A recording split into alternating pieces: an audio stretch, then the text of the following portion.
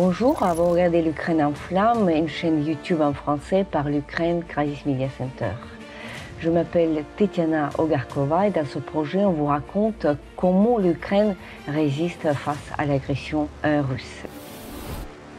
Aujourd'hui, nous avons un invité tout à fait intéressant. Nous avons l'ambassadeur de Belgique en Ukraine, Luc Jacobs, avec lequel nous allons discuter de l'actualité politique évidemment et de tout ce soutien que la Belgique apporte à l'Ukraine durant la grande invasion russe qui dure depuis 2022. Bien évidemment qu'on sait très bien que la guerre avait commencé en 2014 et donc elle dure justement la 11e année du suite. Votre Excellence, Monsieur l'ambassadeur, tout d'abord, merci beaucoup d'avoir accepté notre invitation pour participer dans notre projet, pour nous accorder cet entretien. Ce n'est pas la première fois que vous êtes ambassadeur de la Belgique ici en Ukraine. Nous nous rappelons très bien de votre présence en Ukraine encore dans les années 2014-2018 et vous êtes de retour l'ambassadeur de la Belgique ici en Ukraine depuis fin 2024, c'est ça, depuis décembre 2024. Et donc ma première question à vous porterait sur vos observations de la société ukrainienne, d'abord dans cette première période de 2014-2018, et aujourd'hui, c'est-à-dire que deux guerres différentes, une guerre plus locale et une guerre à grande échelle. Comment la société ukrainienne a-t-elle changé entre vos deux visites et vos deux séjours en Ukraine?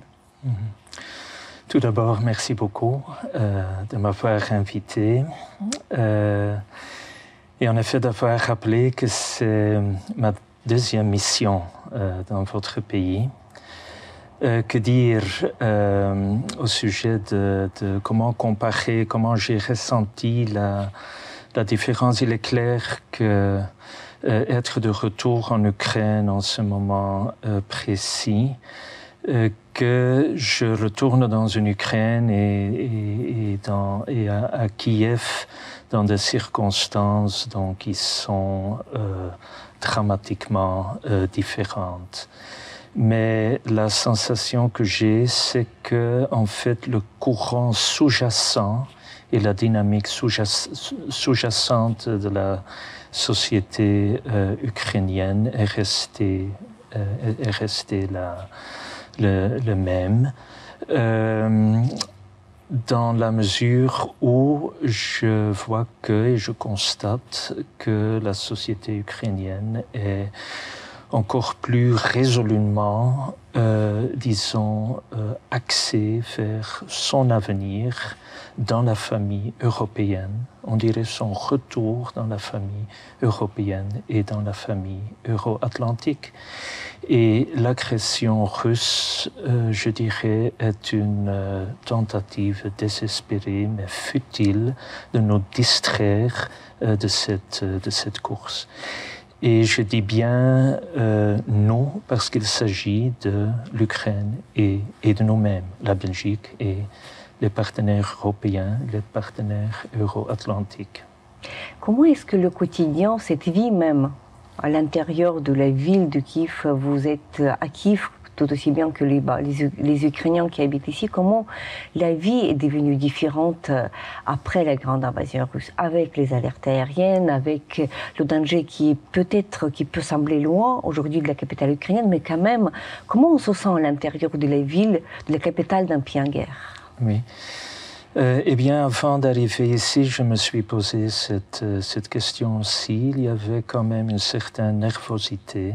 Je me suis dit, je vais rentrer dans quel type d'ambiance, quel type d'atmosphère. Est-ce que, en effet, la menace des drones, des missiles, est-ce que ça va vraiment peser sur moi? Et à mon agréable surprise, eh bien, j'ai constaté, je crois que c'est la façon dont se comportent les Ukrainiens autour de moi qui m'a tout à fait rassuré, qui m'a tout à fait mis à l'aise.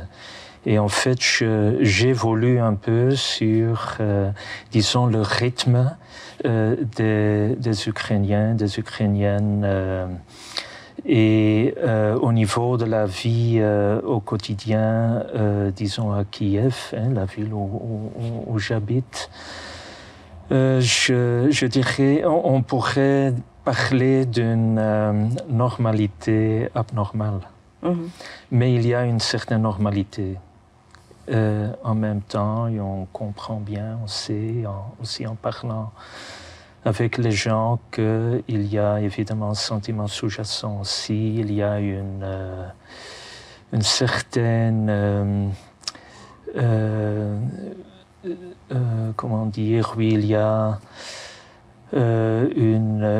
des inquiétudes. Je vois ça autour de moi aussi, parmi mes collègues ukrainiennes, qu'il y ait une ukrainienne que pour eux, étant ici avec leur famille, avec leurs enfants et tout ça, c'est une autre façon de vivre la situation que pour moi, hein, qui est venu sans ma famille, etc., qui n'a pensé qu'à soi-même, et qui peut-être de cette manière-là aussi peut se sentir un peu plus confortable de ce point de vue-là. Ce qui m'a frappé énormément et dès mon arrivée, c'est, disons, cet engouement pour la culture.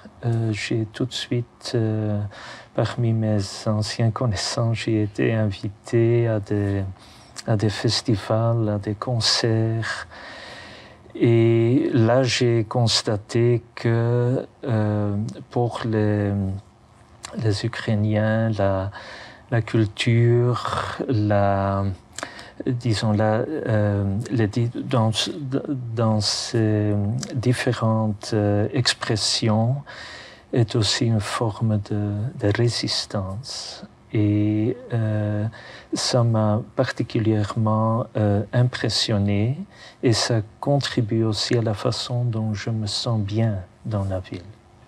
Parce que la vie culturelle et parce que les Ukrainiens sentent en fait que cette guerre, ils cherchent non seulement à anéantir les villes, les villages, les gens, mais tout aussi bien ce que relève de l'identité ukrainienne. Oui. Et donc la culture, c'est une manière, n'est-ce pas, que de s'affirmer malgré cela. Tout, en fait, et donc c'est évidemment un effet très positif. En même temps, la société belge observe cette guerre en Ukraine depuis 2014, c'est-à-dire peut-être d'une manière plus distante en 2014, parce que la guerre n'était pas, on peut imaginer, dans tous les médias belges à l'époque, ni européens à l'époque. Les choses ont changé en 2022, parce que la guerre en Ukraine avait quand même bouleversé le continent, parce que d'une manière plus directe, parce que la guerre se déroule la vraie guerre, c'est-à-dire avec des chars, avec des missiles, avec des ruines, sur le continent européen. Et donc ma deuxième question à vous serait, comment vous voyez la société belge réagir à cette guerre en Ukraine, et comment sont les sympathies belges, on va dire, par rapport au peuple ukrainien? Quelle est l'évolution depuis 2014, par exemple, et jusqu'à aujourd'hui, 2025, plus de 10 ans? Je crois que vous l'avez bien dit qu'en 2014, l'opinion publique n'était pas tellement, comment dire, impliquée et intéressée dans ce qui se passait en Ukraine. Et ça a drastiquement changé avec l'invasion de 2022. On peut dire que avec cette invasion, donc tout ce qui était un peu occulté depuis 2014, c'est-à-dire une implication directe de la Russie pour déstabiliser le pays, déstabiliser l'Ukraine, une participation directe dans les hostilités en ce moment-là, et une guerre par proxy, comme on dit. Ça, c'était... Je crois que la Russie, à ce moment-là, a réussi à semer la confusion aussi par la désinformation, etc. Mais avec l'invasion, tout est devenu très clair. Hein, donc, une agressivité et aussi cette volonté d'anéantir l'Ukraine en tant qu'État indépendant, anéantir l'Ukraine dans son identité, dans sa culture, dans son héritage culturel, son histoire. Donc, la population belge aussi a bien remarqué ça. Évidemment, l'attention pour la guerre évolue selon aussi ce qui se passe sur le terrain. En tous les cas, c'est une guerre qui est beaucoup plus médiatisée maintenant. Mais il n'y a pas uniquement le facteur distance. Donc en Belgique, on est un peu plus loin de cette guerre que par exemple dans les pays qui avoisinent l'Ukraine. Mais il y a aussi le facteur temps, le plus longtemps que cette guerre dure, il y a aussi une certaine fatigue peut-être. Mais ce que je remarque aussi, c'est que en tous les cas, les médias en Belgique parviennent à mieux expliquer ce qui se passe en Ukraine. Et aussi le fait qu'il y a une communauté ukrainienne en Belgique, donc il y a plus ou moins 90 000 Ukrainiens et Ukrainiennes qui sont temporairement déplacés en Belgique. Donc cette présence d'une communauté ukrainienne compense un peu cette distance et est beaucoup plus présente et visible en Belgique. Ce qui fait que les Belges restent attentifs à ce qui se passe en Ukraine. Ils connaissent mieux la géographie de l'Ukraine, ils connaissent mieux la culture ukrainienne, ils sont beaucoup plus familiarisés avec l'Ukraine. Donc il y a, et ça je crois, il y a une grande différence par rapport à 2014. Donc l'Ukraine, paradoxalement, est devenue plus proche par la présence des réfugiés, parce que les gens mettent les visages derrière les chiffres, derrière les actualités qu'ils voient défiler à la télévision. Et sans doute il y a des actions culturelles aussi qui renforcent la visibilité de l'Ukraine durant cette guerre. Mais vous avez aussi évoqué cette fatigue de la population belge par rapport au conflit dont on voit par la fin. Mais nous parlons dans ce mois de mars 2025, c'est le moment où la guerre de grande échelle dure déjà plus de 3 ans en fait, donc c'est la 4e année.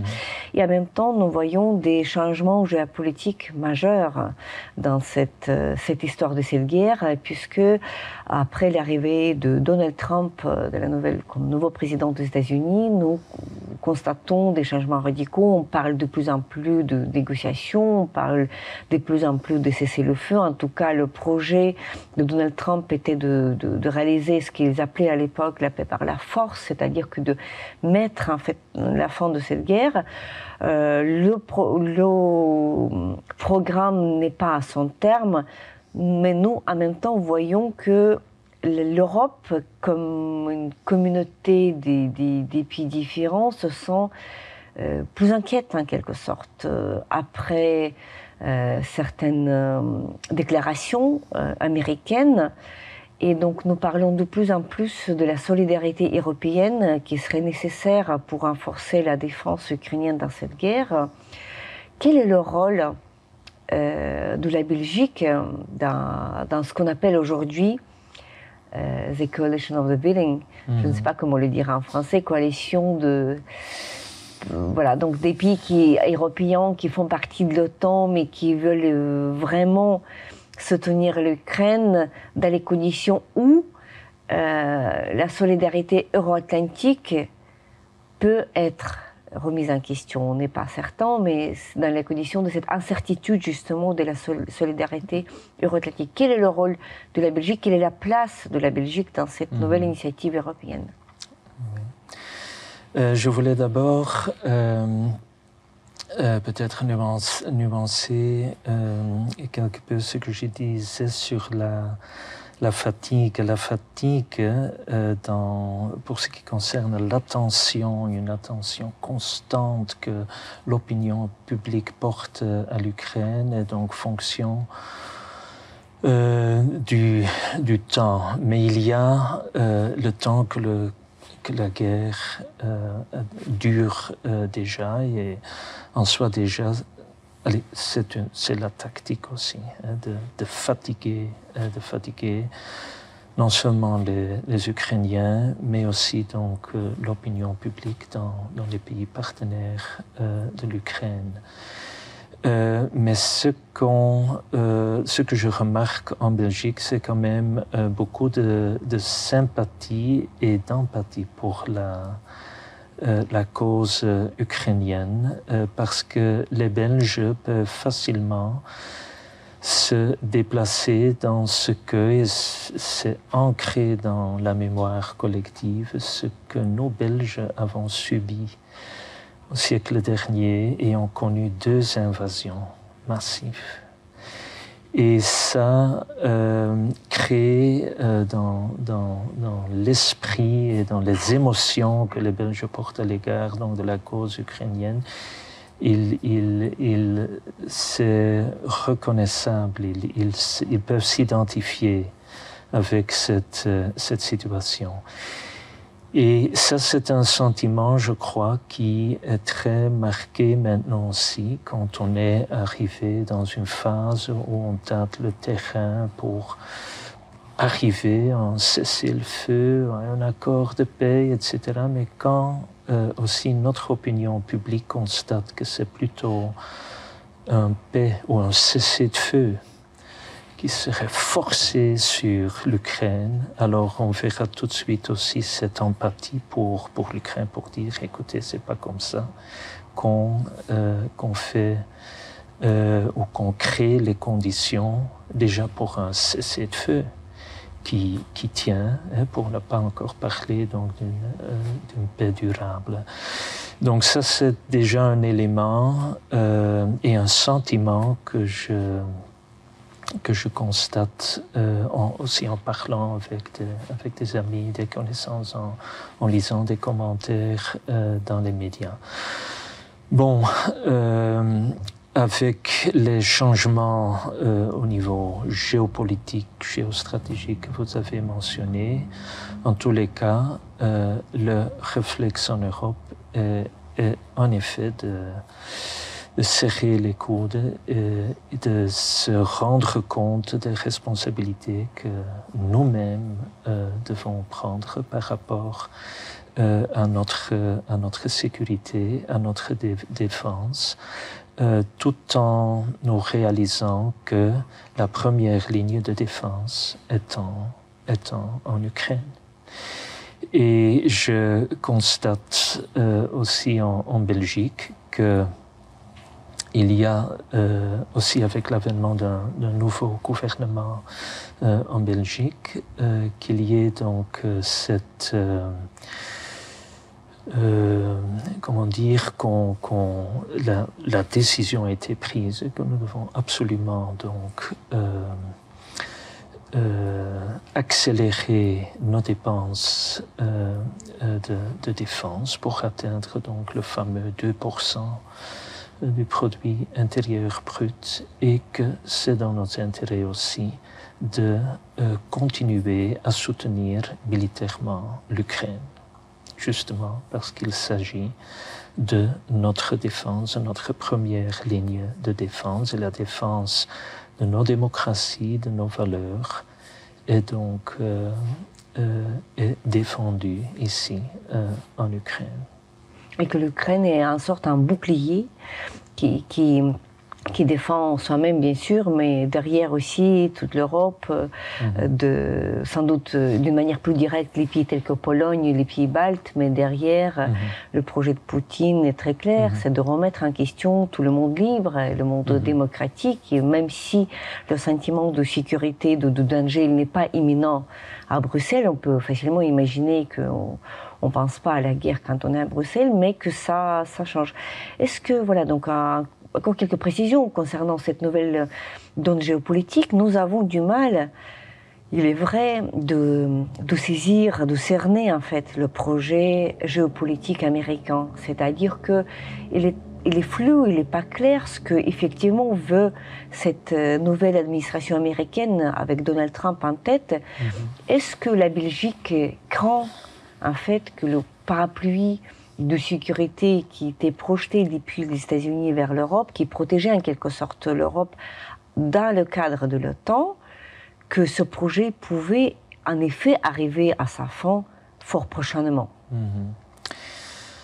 Tout d'abord sur, en effet, le peu de clarté et l'imprévisibilité. Si en effet on constate que le monde est devenu beaucoup plus imprévisible parce qu'un acteur très important dans le jeu géostratégique est devenu très imprévisible. C'est un nom de pourvoir dans cette clarté et de mettre les choses au clair. Et je crois que les messages qui sont donnés par l'Europe maintenant, c'est qu'il n'y a aucun doute sur qui est l'agresseur dans cette guerre. Il n'y a aucun doute sur la menace, en effet, de l'ordre international. Il n'y a aucun doute par rapport à notre devoir de préserver cet ordre légal international et le système du multilatéralisme. Et c'est cette clarté, je crois, que l'Europe est en train de projeter et réussit bien à projeter. Et la Belgique s'inscrit pleinement donc, dans cet effort. Par rapport au futur du lien transatlantique, au moment où on se parle, je suis relativement rassuré quand même que ce lien transatlantique qui connaît une longue histoire, une histoire aussi de réussite, une histoire d'une relation bien soudée et dans un intérêt mutuel des deux côtés, des deux rives de l'Atlantique. Je ne crois pas que ce lien transatlantique peut être coupé comme ça. Je n'y crois pas. Il y a du langage assez fort, mais je crois que dans les réalités, les partenaires donc, des deux côtés de l'Atlantique savent très bien ce qu'ils signifient l'un pour l'autre. On garde l'espoir, tout aussi bien qu'on garde l'espoir du côté ukrainien, qu'en fait que le soutien que les États-Unis ont apporté à la cause ukrainienne depuis le tout début, qui sera toujours là, et ceci malgré cet épisode très dramatique quand même, parce qu'au moment où l'administration américaine avait coupé littéralement l'aide militaire qui était destinée à Kiev, qui était votée sous encore la présidence de Joe Biden après l'échange des renseignements, ça relevait de gestes qui ne suscitent pas confiance, ça c'est vrai aussi. Donc, mais on espère, donc, on parle en mars 2025, on espère que cette unité restera là, et parce que elle est dans l'intérêt, comme vous dites, elle est dans l'intérêt de côté en fait, que de rester unis puis de rester ensemble. On sait que la Belgique avait beaucoup aidé en fait l'Ukraine depuis février 2022, qui avait l'aide multiple, qui était une aide économique, qui avait l'aide militaire, l'aide humanitaire qui arrivait là. Mais aujourd'hui, en fait, voilà, donc on entend de plus en plus cette rhétorique que l'Europe, même si on garde l'espoir de l'unité transatlantique, l'Europe devrait avoir une espèce de cette autonomie de défense, un certain degré d'autonomie de défense, et que ça c'est important. Donc Coalition of the Willing, donc cette nouvelle unité des pays européens est là. Nous avons remarqué en fait que la Belgique était là récemment à Paris, dans les 31 pays qui ont soutenu l'Ukraine d'une manière plus appuyée, on peut dire comme ça. Comment est-ce qu'aujourd'hui la Belgique envisage de renforcer justement cette composante militaire de l'aide à l'Ukraine, donc concrètement?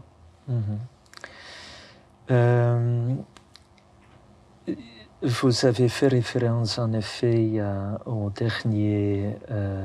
la dernière réunion à Paris de cette coalition of the Willing. La Belgique y a participé, notamment aussi parce que la Belgique a donné les signaux qu'elle va prendre très au sérieux ses engagements dans un cadre autant pour donc augmenter ses dépenses de défense et de le faire drastiquement.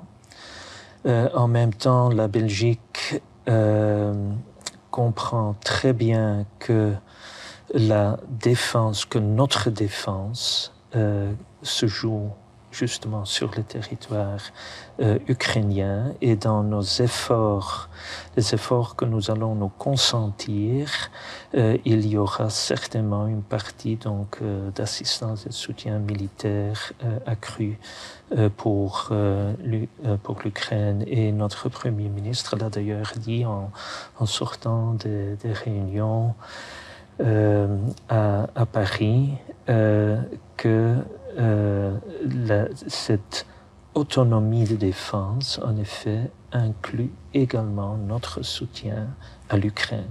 L'Ukraine qui fait partie de cet espace européen que nous sommes en train de défendre.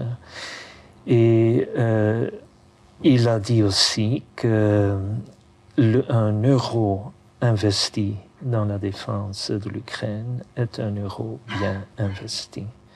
Donc il y a là certainement cette volonté de la part de la Belgique pour continuer, pour ne pas dire, pour augmenter notre soutien à l'Ukraine dans le domaine militaire, aussi dans le cadre de notre coopération entre industrie de défense, où il y a des projets très concrets qui sont sur le métier. Donc, la Belgique est en plein dedans dans cet effort pour rendre l'Ukraine plus fort et en effet de réaliser la paix à travers via la force. Un paix par la force, qui sera là. Vous avez évoqué cette idée de l'euro investi dans l'Ukraine, c'est un euro bien investi. Parlons un peu des euros. Quand on parle de la Belgique, souvent il y a ce sujet compliqué qui surgit, qui consiste le fait que plusieurs centaines, vous me corrigez si je me trompe, 190 milliards d'euros des avoirs russes sont gelés spécifiquement dans les banques belges. Sur 300 milliards d'euros de ces avoirs russes qui sont gelés partout dans le monde, mais la Belgique détient une grande partie de ces avoirs russes gelés. Ils étaient gelés justement en raison de l'agression russe contre l'Ukraine, et donc un sujet brûlant qui est discuté depuis plusieurs mois et dont on n'a pas encore vu le point final. On sait que l'argent, c'est-à-dire les intérêts de ces avoirs gelés sont déjà utilisés ici en Ukraine pour renforcer la défense ukrainienne. Nous avons récemment reçu une deuxième, je crois, tranche après la première, évidemment. Mais il y a une grande question sur cette somme-là. Il y a le débat, est-ce qu'on peut utiliser cette somme-là pour financer l'Ukraine, pour financer la défense, ou bien pour financer la reconstruction après la guerre? Il y a des points de vue très divergents sur la question. Ma question à vous, on en est où aujourd'hui avec ces débats-là? Quelle est la position de la Belgique sur cette question? Et comment la Belgique envisage justement d'utiliser ces fonds gelés dans cette situation où l'Ukraine manque justement les ressources pour faire face à l'agression russe aujourd'hui? Oui, comme vous l'avez dit, c'est une question très, très complexe. Et puisqu'on me pose souvent cette question, je l'ai évidemment étudiée de façon plus approfondie, déjà pour découvrir que ces 90 milliards d'euros ne sont pas des avoirs gelés, mais des avoirs immobilisés. Il y a une différence entre des avoirs gelés et immobilisés. Je ne savais pas non plus, mais qu'est-ce qu'on veut dire par immobilisés? Tout d'abord, ces avoirs n'appartiennent pas à la Belgique. Ils sont déposés dans une institution financière qui se situe sur le territoire belge. Mais dans le cadre donc, des sanctions, de la politique de sanctions, ils ont été immobilisés. Et immobilisé, ça veut dire que ces avoirs ont rapport à des transactions, disons, de la Banque nationale russe. Et ces transactions ne peuvent pas avoir lieu, donc sont immobilisées. Donc, c'est pas une différence entre, la différence entre avoir gelé et avoir immobilisé, c'est pas une différence théorique. Il y a des conséquences légales qui sont liées à cela. Les avoirs gelés ont trait à des avoirs qui appartiennent à des personnes individuelles qui sous sont sanctions. Ici, on parle donc des avoirs qui ont trait à des transactions de la Banque nationale russe. Comme vous l'avez dit, il s'agit d'un montant très important, mais ces avoirs génèrent de l'argent, des intérêts. Et déjà, ces intérêts ont toujours été utilisés au profit de l'Ukraine. Et le plus récemment aussi, dans le cadre d'un schéma de prêt qui a été consenti et agréé au sein du G7 et qui consiste donc à donner des prêts à l'Ukraine pour pallier les lacunes dans le budget ukrainien, mais donc pour permettre à l'Ukraine disons,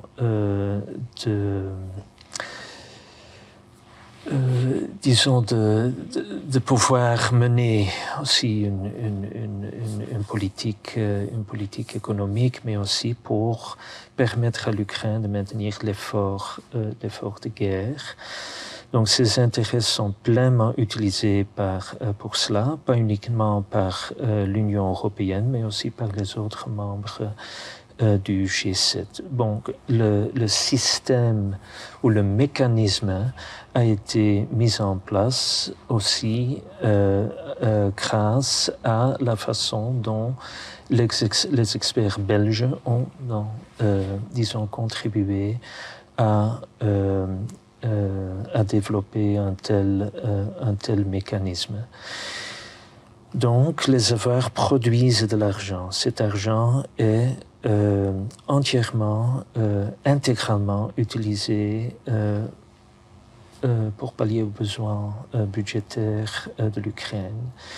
Confisquer la masse de l'argent, les avoirs immobilisés, faudrait dire qu'on va se dépriver donc de cette source d'argent et on n'aura plus l'occasion d'aider l'Ukraine, donc selon un mécanisme soutenu et durable, on dirait, donc pour aussi longtemps que nécessaire.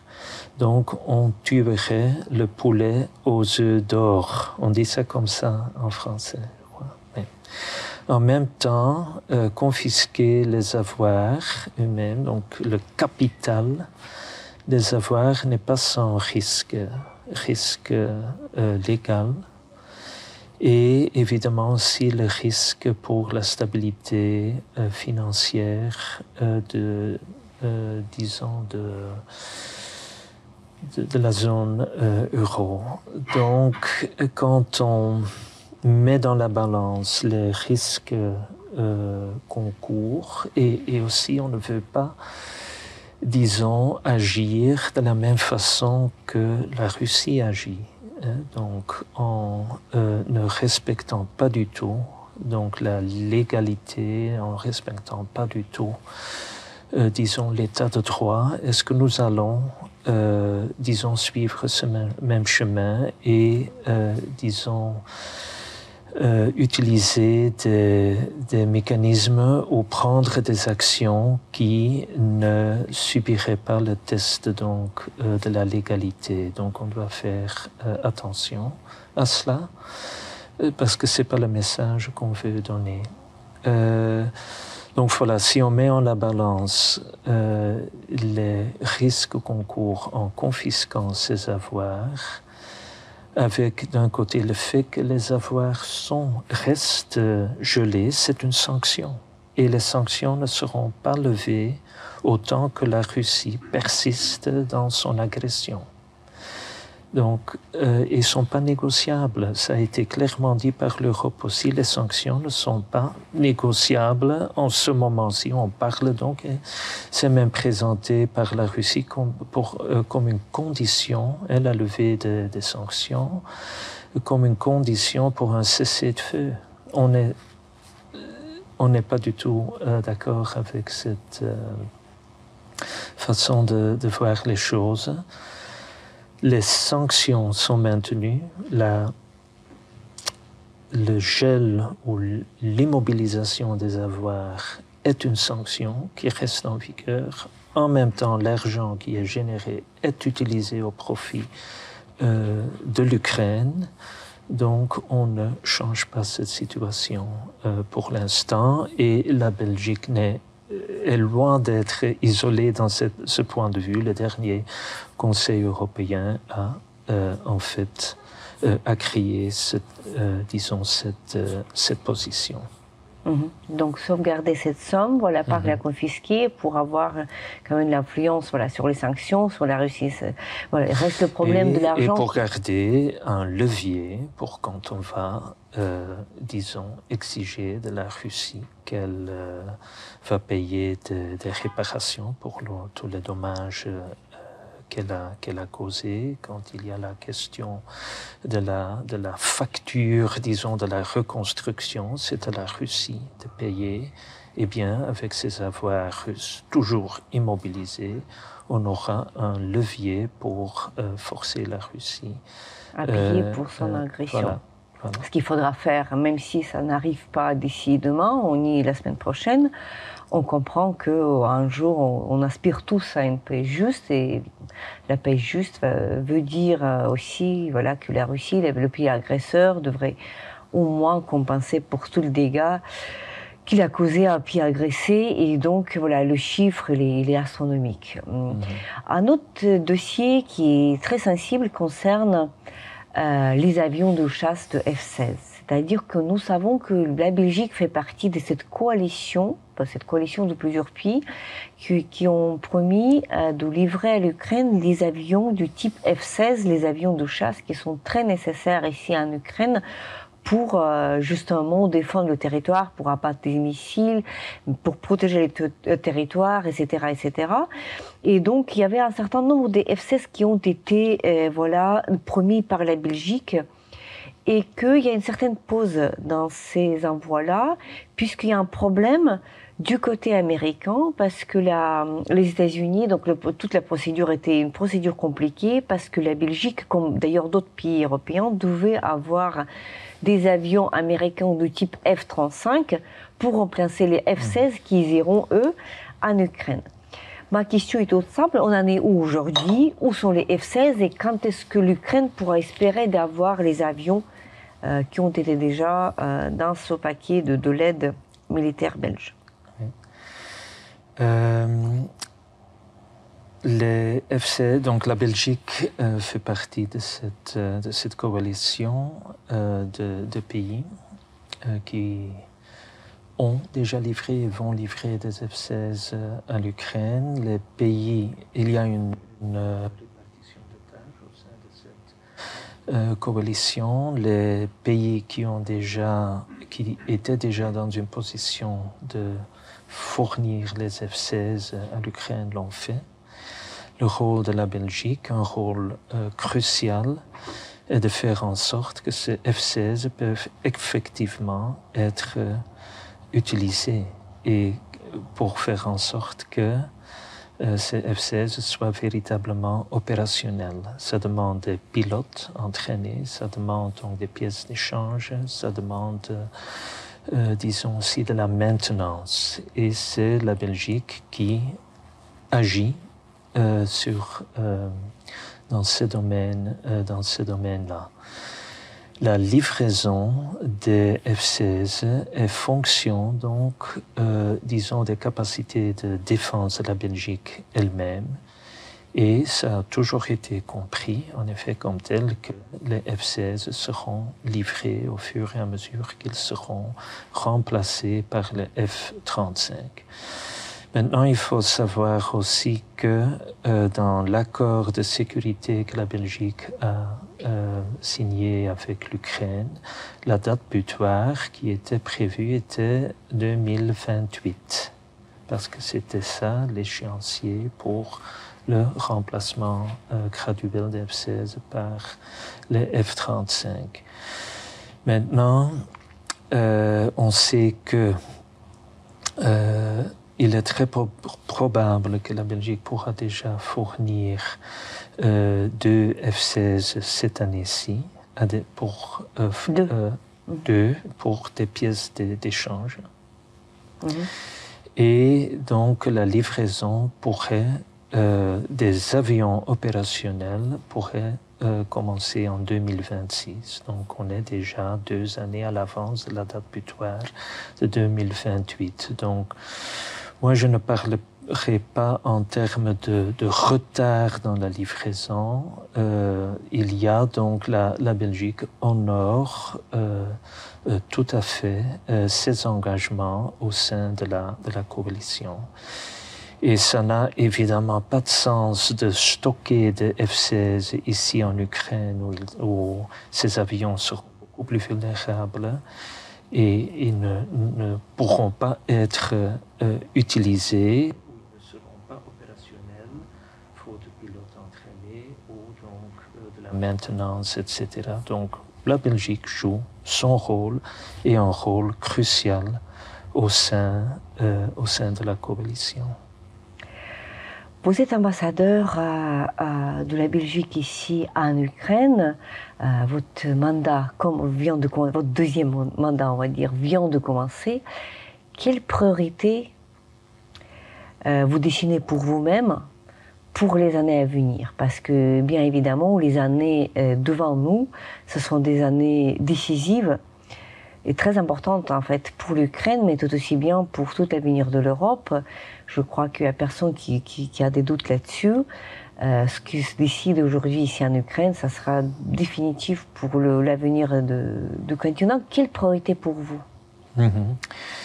La grande priorité est évidemment de faire ma modeste contribution à ce que la Belgique puisse en effet être aussi utile que possible dans l'effort européen, dans l'effort de l'OTAN, dans l'effort multilatéral pour faire en sorte que l'Ukraine obtienne à ce qu'elle aspire et à ce que tout le monde aspire, c'est-à-dire une paix juste et une paix durable. Et ça se passera par la continuité, disons, des grands efforts que la Belgique s'est déjà consenti au niveau donc, de l'aide militaire, de l'aide humanitaire. Entre-temps, la Belgique a aussi mis en place donc, un programme de 150 millions d'euros qui est notre contribution à la reconstruction et la relance de l'Ukraine et qui est mise en œuvre donc, par notre agence Enabel.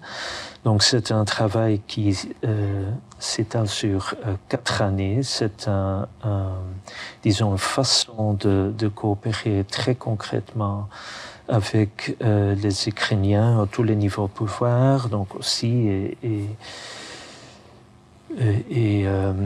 Donc aussi au niveau local et régional. Donc c'est un programme d'envergure et donc qui devra être suivi de très près. Il y a aussi évidemment tout un travail à faire au niveau de la coopération entre nos entreprises. Moi, j'ai déjà constaté que la plupart de nos entreprises qui étaient établies en Ukraine avant l'invasion sont toujours en Ukraine, sont toujours actifs. Ils ont souffert sous l'invasion, ils souffrent sous les attaques. Et aussi cette incertitude et tout ça, mais ils font montre de beaucoup de résilience aussi. Donc nous avons une communauté d'affaires présente en Ukraine qui, pour moi, est un outil très intéressant à développer davantage donc ces relations en termes d'investissement, en termes de commerce et aussi en termes de coproduction. Et pas uniquement donc, dans le domaine de la défense, mais justement, il y a une priorité là, c'est de construire, de renforcer encore notre capacité de défense, de renforcer les capacités de l'Ukraine, et bien on le fait aussi à travers donc, des coproductions et des joint ventures. Donc ça c'est certainement, voilà, c'est là, on dirait c'est là la priorité de mon travail maintenant. Merci beaucoup, Monsieur l'ambassadeur, pour cette interview et tout aussi bien pour toute aide que la Belgique fournit à l'Ukraine durant cette guerre cruelle et injuste. Et à travers vous, merci beaucoup à tout le peuple belge qui est là dans cet effort de solidarité qui coûte beaucoup durant le temps de guerre. C'était l'épisode de l'Ukraine en flammes, une chaîne YouTube en français par l'Ukraine Crisis Media Center.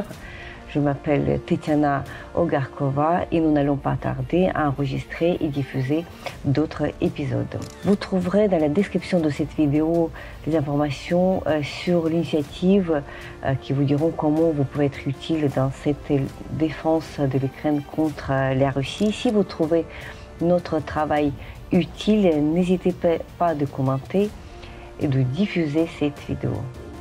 Restez avec nous et soutenez l'Ukraine. Слава Україні!